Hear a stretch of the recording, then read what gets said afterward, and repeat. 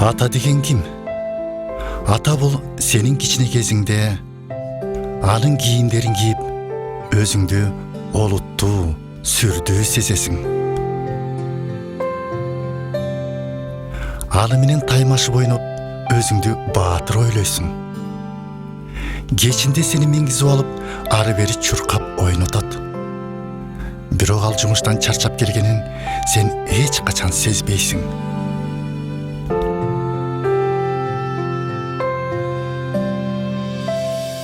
Ата деген ким? Ата бул сен чоңойгондо анын кыймылы, баскан турганы сага жакпай баштайт.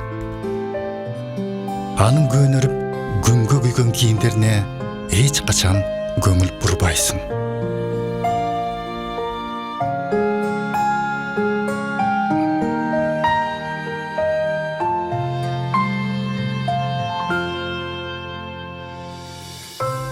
Ата деген ким? Ага үнүңдү көтөрөсүң. Аны урушасың. Ал унчукпайт.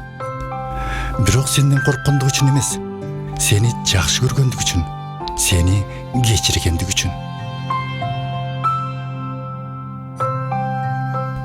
Ата деген ким?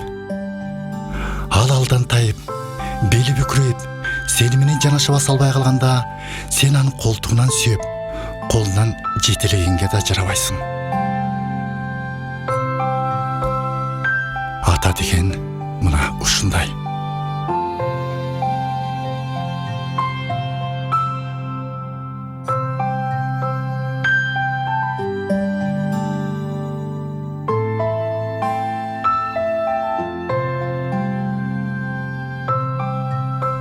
Ибрагим пайгамбар менен баласы Исмайылды карачы.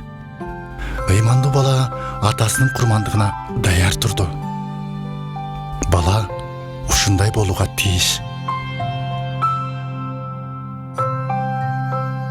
Ата бейиштин ортоңку эшиги. Ал жабылып калгыча бейишке шашылгыла.